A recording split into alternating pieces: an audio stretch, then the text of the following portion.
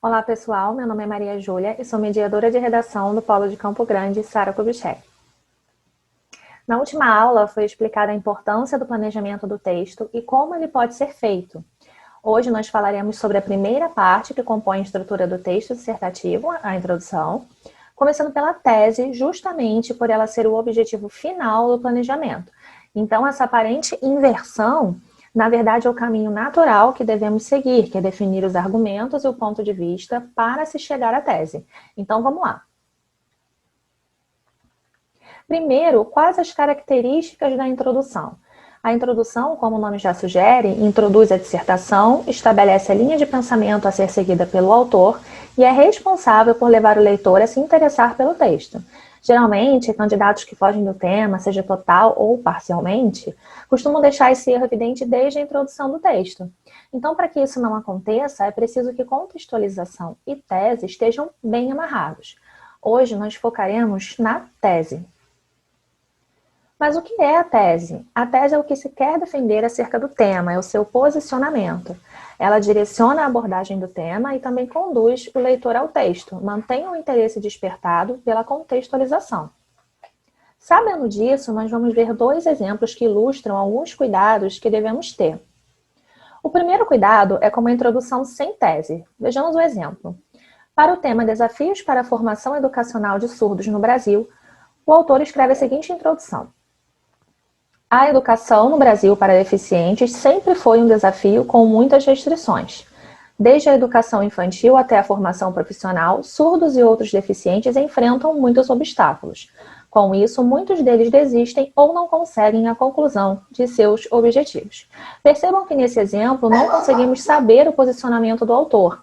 Ele apenas contextualiza, trazendo fatos, dizendo que a educação no Brasil sempre foi um desafio com muitas restrições, que os surdos e outros deficientes, desde a educação infantil até a formação profissional, enfrentam muitos obstáculos e que, por conta disso, eles desistem ou não conseguem concluir seus objetivos. Mas o que o autor quer defender? Quais argumentos ele vai utilizar? Não temos nem ideia devido à ausência da tese. O outro cuidado que devemos ter é com a falsa tese. Vejamos outro exemplo. Para o tema redução da maioridade penal no Brasil. Com o aumento da quantidade e da gravidade dos casos de delinquência juvenil, vem à tona o debate em torno de suas possíveis soluções. Dentre as propostas, destaca-se a redução da maioridade penal no Brasil. Nesse contexto, será que prender jovens de 16 e 17 anos será benéfico para o país? Nesse exemplo, percebe-se que o autor tentou apresentar uma tese. Nesse contexto, será que prender jovens de 16 e 17 anos será benéfico para o país? Ele tentou, mas não foi bem sucedido, porque também não conseguimos saber o posicionamento dele sobre o tema. Ele é a favor da redução da maioridade penal no Brasil ou ele é contra?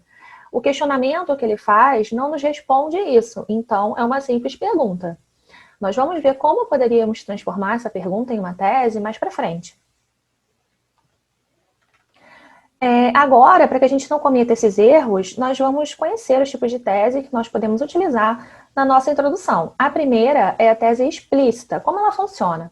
O ponto de vista vem expressamente escrito na tese, por isso o nome explícita. Optando por esse tipo de direcionamento, o autor do texto deixa claro quais argumentos serão defendidos ao longo do desenvolvimento. Vamos ver um exemplo. Para o tema Os limites entre o público e o privado na sociedade em redes, tem-se a seguinte introdução. Telas que vigiam os cidadãos, edições antigas de jornais adulteradas para reescrever a história e uma nova língua que impede as pessoas de pensar livremente. O mundo idealizado por George Orwell em seu romance 1984 é o retrato mais bem acabado da sociedade totalitária. No mundo contemporâneo, a vaidade e a efemeridade típicas da sociedade de consumo fizeram com que esse cenário se impusesse com um sinal invertido. No lugar de um estado opressivo, indivíduos que correm para o computador para expor sua intimidade e animadamente publicam cada um de seus passos na internet. Observem que nesse exemplo nós conseguimos facilmente identificar o posicionamento do autor sobre o tema, e ele deixa claro quais argumentos serão utilizados no desenvolvimento do texto. Então, atenção à tese aqui sublinhada. No mundo contemporâneo, a vaidade e a efemeridade típicas da sociedade de consumo fizeram com que esse cenário... Que cenário? O mundo idealizado por George Orwell em seu romance 1984, que o autor diz ser o retrato de uma sociedade totalitária. Então, continuando. fizeram com que esse cenário se impusesse como sinal invertido. No lugar de um estado opressivo, indivíduos que correm para o computador para expor sua intimidade e animadamente publicam cada um de seus passos na internet. Então, o que podemos compreender disso? Uma crítica do autor ao hábito que temos hoje. Antes, naquele cenário, o Estado era o opressor, e atualmente é como se nós fôssemos os nossos próprios inimigos, pois expomos nossa intimidade e publicamos cada um de nossos passos na internet. Por meio dessa crítica, identificamos o posicionamento do autor em relação ao tema proposto, portanto, identificamos a tese, além de saber exatamente quais serão os argumentos utilizados por ele ao longo do desenvolvimento. Aqui eles estão destacados de vermelho, rosa e verde. Então, o primeiro argumento será a vaidade relacionada à sociedade de consumo. O segundo argumento, a efemeridade da vida, também relacionada ao consumismo, tudo dura pouco, é transitório. E o terceiro argumento, a influência da tecnologia e da internet no comportamento do indivíduo. O segundo exemplo também trata de tese explícita, mas por etapas. Para o mesmo tema, os limites entre o público e o privado na sociedade em redes, temos telas que vigiam os cidadãos, edições antigas de jornais adulteradas para reescrever a história e uma nova língua que impede as pessoas de pensar livremente. O mundo idealizado por George Orwell em seu romance em 1984 é o retrato mais bem acabado da sociedade totalitária. A má notícia é que, graças à televisão e à internet, esse cenário está virando realidade. Para compreender esse fenômeno, é preciso analisá-lo à luz de seus aspectos econômicos, políticos e culturais. Aqui, os argumentos que serão utilizados ao longo do desenvolvimento são ainda mais evidentes na tese, pois o autor diz claramente à luz de quais aspectos irá analisar o fenômeno citado por ele anteriormente. Que fenômeno? O mundo idealizado por George Orwell está virando realidade, graças à televisão e à internet. Então, vejamos os aspectos destacados. O primeiro argumento será uma análise à luz dos aspectos econômicos, o segundo, à luz dos aspectos políticos, e o terceiro, à luz dos aspectos culturais. Outro tipo de tese é a tese implícita. Ao contrário da tese explícita, na tese implícita o ponto de vista não é evidenciado, mas apenas sugerido por meio de palavra ou palavras-chave. Dessa forma, direciona-se a abordagem sem entregar o ouro, revelando-a no desenvolvimento. Vamos para o exemplo. Para o tema os limites entre o público e o privado na sociedade em redes, apresentou-se a seguinte introdução. Telas que vigiam os cidadãos, edições antigas de jornais adulteradas para reescrever a história e uma nova língua que impede as pessoas de pensar livremente. O mundo idealizado por George Orwell em seu romance em 1984 é o retrato mais bem acabado da sociedade totalitária. Hoje, a evolução tecnológica criou uma nova e paradoxal sociedade de controle, alimentando um ciclo perverso de exposição da vida privada. Esse exemplo, por tratar-se de uma tese implícita, nós não sabemos exatamente o que esperar, como argumento, mas, por meio de algumas palavras-chave usadas pelo autor do texto, é possível ter uma ideia da abordagem que ele fará. Então, vejamos. Aqui ele utiliza evolução, entre aspas, querendo dizer que o avanço tecnológico trouxe problemas. O outro possível argumento é a sociedade de controle paradoxal, onde os cidadãos são vítimas e ditadores, eles vigiam, mas também são vigiados. E outro possível argumento é o ciclo perverso de exposição. Quanto mais expostos nós, mais julgamos e mais somos julgados. Então, a gente se expõe mais.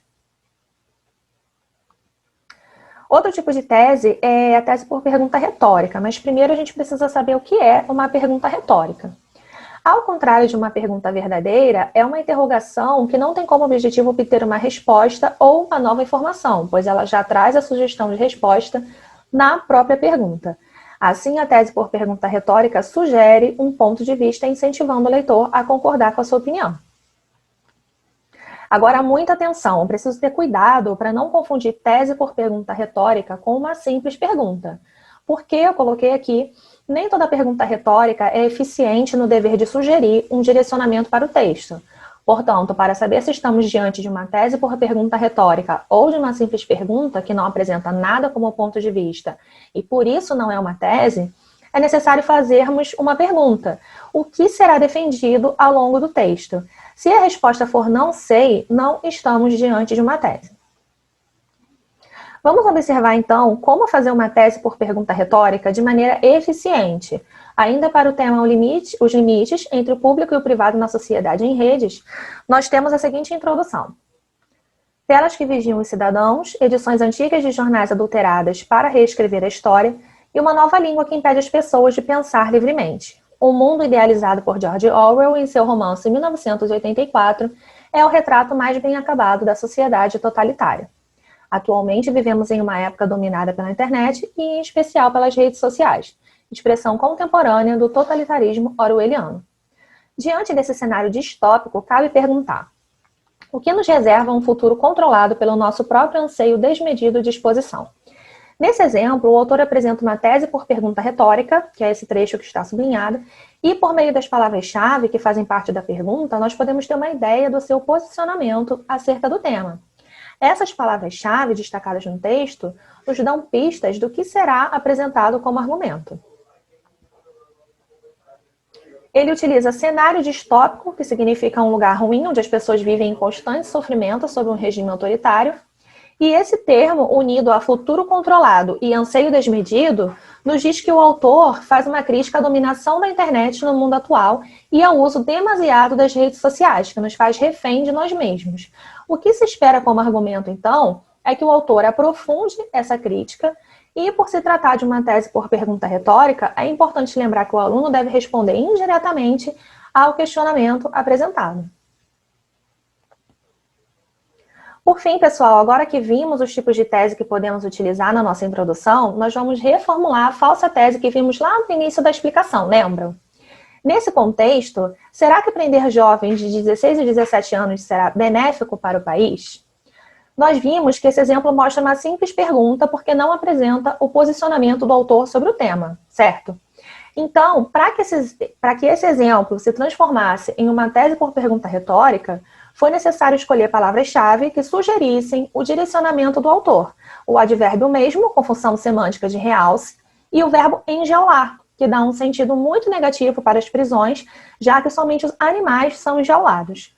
Com isso, o autor sugere o seu posicionamento, que é o de ser contra a redução da maioridade penal. Então ficou assim: com o aumento da quantidade e da gravidade dos casos de delinquência juvenil, vem à tona o debate em torno de suas possíveis soluções.